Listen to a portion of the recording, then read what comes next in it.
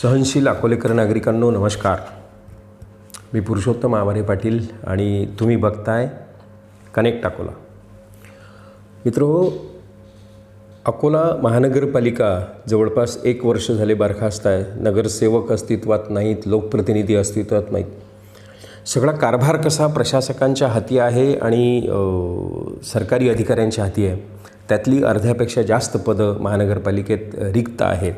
त्याच्यामुळे प्रत्यक्ष नागरिकीकरणासाठी आवश्यक नागरी सुविधांसाठी काय काय पाहिजे असते याची कोणालाही कल्पना नाही आणि आपण तर ते विसरलेलंच आहोत, कारण की आपण प्रचंड सहनशील आहोत. आपल्या खिशातून जाणाऱ्या कराच्या पोटी तुमच्या माझ्या वाट्यावर काय येतं याची कोणतीही मोजदाद करण्याची सुविधा एक नागरिक म्हणून तुमच्या माझ्या हाती सध्या नाही. त्यामुळे 3-4 वर्षापूर्वी अकोला शहरात निर्माण झालेले सिमेंट कॉन्क्रीटचे रस्ते फोडण्याची वेळ येते आणि ते फोडताना त्यातला मसाला बघतो आपण, अत्यंत निकृष्ट दर्जाचं सगळं असते. ज्या कंत्राटदारांनी ते केलं आहे ते कंत्राटदार तुरुंगात असायला पाहिजेत, पण ते तुरुंगाच्या ऐवजी अत्यंत मजेत असतात. अधिकारी आणि असे सगळे बोगस कंत्राटदार मोठ्या प्रमाणावर मिलीभगत करून तुम्हाला मला लुटण्याचं काम करत आहेत. हे गेली अनेक वर्ष अकोला शहरात चालू आहे. अकोला शहरामध्ये महानगरपालिकेवर ज्या भारतीय जनता पक्षाच्या लोकांचं राज्य असतं, आजही भारतीय जनता पक्षाचे लोक प्रत्यक्षात महानगरपालिकेत नसले तरी महानगरपालिकेतले अधिकारी, राज्यात सत्ता त्यांची, केंद्रात सत्ता त्यांची, त्यांना वाटेल त्यांना ॲडजस्टमेंट करण्यासाठी संधी देतील असे अधिकारी ते आणून बसवतात. त्याच्यामुळे आजही महानगरपालिका जर कोणी चालवत असेल तर भारतीय जनता पार्टीचे अकोल्यातले जे नेते आहेत, म्हणजे आमदार असतील, माजी महापौर असतील, स्थायी समितीचे माजी अध्यक्ष असतील, हीच माणसं महानगरपालिका चालवतात. प्रत्यक्षात त्यांना विचारलं तर ते म्हणतात आमचा काय संबंध, परंतु त्यांच्या ज्या अंतर्गत बैठकी होतात, ज्या पद्धतीने फोन फ्रेंड त्यांचं होते, वेगवेगळे याचे आदेश दिले जातात. अवैध बांधकामाचं एवढं पेव अकोला महानगरपालिकेत निर्माण झालेलं आहे. जवळपास इथल्या 90% इमारती अनधिकृत आहेत, परंतु ते बांधताना कोणी बघत नाही. बिल्डरांचं राज्य या शहरावर निर्माण झालेलं आहे. बिल्डरांच्या लॉब्या आहेत. काही लॉब्या अशा ज्या भारतीय जनता पक्षाच्या वळसणीखाली येऊन आश्रयाला आलेल्या आहेत. ह्या बिल्डरच्या लॉब्या खरं म्हणजे हे राजकीय नेत्यांना पण मूर्ख बनवतात. काही बिल्डर तसे आहेत. 1%, 2% रक्कम राजकीय नेत्यांना, माजी महापौरांना, आमदारांना, यांना त्यांना देऊन हे कोट्यावधी रुपये खिशात घालत आहेत. म्हणून अनधिकृत बांधकाम करताना, करोडो रुपयाची उगाही करताना हे लोक अजिबात पाहत नाहीत. परंतु नेतेसुद्धा लाचार झालेले आहेत. आज भारतीय जनता पक्षाच्या ताब्यात त्या याच्यापूर्वी काँग्रेसचेही लोक होते, त्यांनी हेच केलं. पक्ष कोणताही असो, हे नेते जे आहेत, नेत्यांना त्यातलं गणित कळत नाही.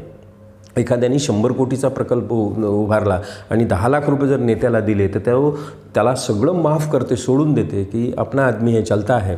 अशा पद्धतीचं हे सगळं होतं. अधिकाऱ्यांपर्यंत पैसा जातो, नेत्यांपर्यंत पैसा जातो आणि या सगळ्यांची शिक्षा कारण नसताना तुम्हाला मला, जे आपण टॅक्स पेयर आहोत, आपल्या खिशातून आपण कर रूपाने हे सगळी व्यवस्था चालवण्यासाठी पैसा उभा करतो.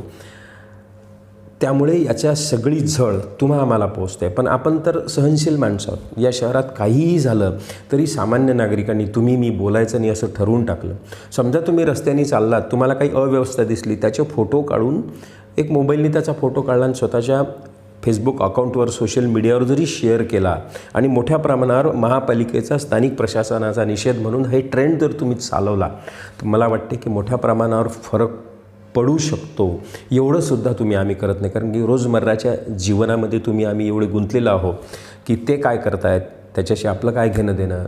आपण भलं, आपलं काम भलं, अशा पद्धतीचा आपण विचार करतो. आणि लक्षात घ्या, हीच प्रवृत्ती अशा सगळ्या बदमाश राजकारण्यांना, जे पैसा निर्माण करण्यासाठी, पैसा उभारण्यासाठी, पैसाखोऱ्यानं ओढण्यासाठी राजकारणात आलेले आहेत, त्या लोकांची आणि भ्रष्ट बिल्डरांची एक युती, एक साटलोटं या पद्धतीचं निर्माण झालं आणि ते गेली 50 वर्ष अकोला शहराचं सतत दोहन करत आहेत पैशाच्या रूपाने. एखाद्याने जर म्हटलं, एखाद्या बुवाबाबानं की मी पैशाचा पाऊस पाडून देतो, तर आपणच म्हणतो की ही अंधश्रद्धा आहे. परंतु या बिल्डर आणि नेत्यांच्या या अभद्र युतीमुळे अक्षरशः अकोला शहरामध्ये पैशाचा पाऊस पाडला जात आहे असं म्हटल्यास वावगं ठरू नये.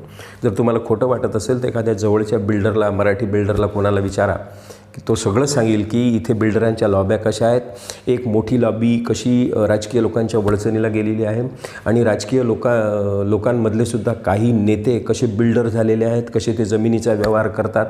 हे सगळं नेक्सस जे आहे सामान्य माणसाच्या कल्पनेच्या पलीकडलं नेक्सस आहे.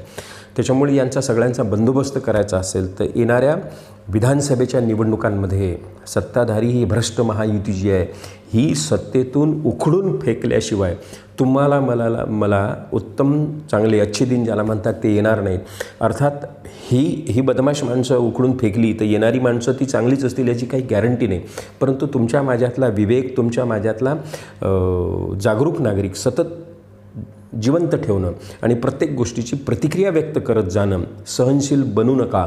तुमचं सहनशील बनणं हे या राजकीय नेत्यांचा खाऊ असतो, त्यांचं भातकं असतं. त्यांचा खाऊ बनायचं की त्यांच्या छाताडावर पाय देऊन तुम्ही खिशातून दिलेल्या प्रत्येक पैशाच्या कराच्या रूपाने जो पैसा देता त्याचा हिशेब विचारायचा, हे या निमित्ताने आपल्याला ठरवायचं आहे. मित्रो, काही विषय असतील तर निश्चित मला कळवा, आपण त्याही विषयावर बोलू. हे चॅनल तुमचं आहे, कनेक्ट अकोला. अनेकांनी ते अजून सबस्क्राईब केले नाही, सबस्क्राईब करा आणि हा व्हिडिओ आवडला असेल तर शेअर करा, लाईक करा. धन्यवाद.